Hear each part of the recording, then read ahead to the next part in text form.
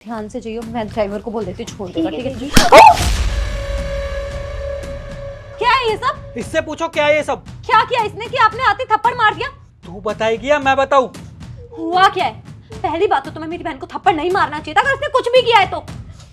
आकाश, पागल हो, मैं तुम्हारी फैमिली की इतनी रिस्पेक्ट करती हूँ, तुम्हारी बहन को हमेशा पलकों पे रखती हूँ, इतनी इज्जत करती हो, तुम मेरी बहन की ऐसे इज्जत उतार रहे हो, मेरे सामने थप्पड़ मार रहे हो। जैसे व्यवहार करना चाहिए बिल्कुल वैसे ही करो, बल्कि इससे भी गंदा करना चाहिए।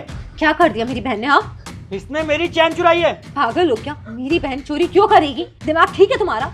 आज तक इसने 1 रुपए तक नहीं छुए यहाँ पे, हाँ चेन चुराएगी। वो मुझे बोलने से पहले ना इससे पूछो किसने मेरी चेन चुराई है या नहीं। मुझे अपनी बहन पे पूरा यकीन है, वो ऐसा गिरा हुआ काम कभी कर ही नहीं सकती है। समझ में आई तुम्हारे? तुम्हें 1000 बार बोला है ना कि इस गरीब को घर में मत आने दिया करो। इससे बात करो। इसकी जुबान भी नहीं निकल रही है, इसका मतलब चोरी इसी ने करी है। अचानक से किसी पे ऐसे आके हाथ उठा दोगे, वो डरेगा, सहमेगा नहीं, तुम्हें जवाब देगा। मतलब तुम्हें लगता है मैं झूठ बोल रहा हूँ? मैं ये नहीं कह रही कि तुम झूठ बोल रहे हो, मुझे पूरा यकीन है कि मेरी बहन ने भी चोरी नहीं की है। मेरे लिए तो चैन कहाँ जाएगी घर में से? एक दो, हम 2 लोग रहते हैं, तीसरी ये आई है। मुझे बताने दोगे चेन कहाँ है? लेकिन नहीं, अपनी गाय जा रहे हो। अरे क्या बताओगी तुम, जब मुझे अच्छी तरीके से मालूम है। तो जब चैन चोरी हुई है तो हुई है। कैसे मालूम है तुम्हें? मुझे मालूम है। यही तो रखे पैसे। अरे वाह, ये तो बड़ी सुंदर है। नहीं, मैंने कोई चैन चोरी नहीं मुझे करी। पता है। आपको कोई बहुत बड़ी गलतफहमी हो रही है। वो पता है आपको, मैं तो यहाँ बस 2 दिन के लिए रहने आई थी। देख रही हो इसको कैसे मगरमच्छ जैसे आंसू निकाल रही है। इसने मेरी चैन चुराई, इसको बोलो चुपचाप चैन ला के देगी। पागल हो, वो अलमारी से पैसे निकालने गई थी क्योंकि मुझे दूध वाले को पैसे देने थे।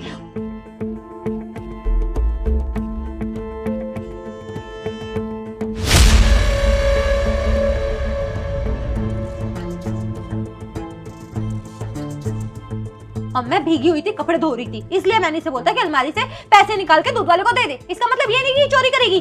अरे मैं इसको बहुत अच्छी तरीके से जानता हूँ, और वैसे भी ये गरीब लोग हैं ना, सिर्फ बहाना ढूंढते हैं महंगी चीजें चुराने का। जैसे इसका मौका लगा इसने वहां से चैन चुरा ली। बस एक लफ्ज और नहीं, वरना ऐसा ना हो कि मैं अपना आपा खो दूं।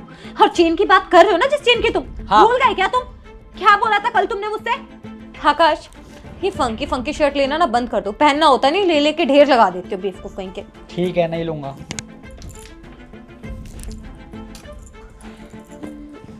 अंकिता, इसका कुंदा टूट गया है, सोनार के पास लेके जा रहा हूँ बदलवाने के लिए। तुम्हारा कुछ लाना या ले जाना है क्या? नहीं, मेरा नेकलेस पड़ा हुआ है, वहां से वो लेते आना बस। ठीक है, ठीक है, चलो। ले आऊंगा।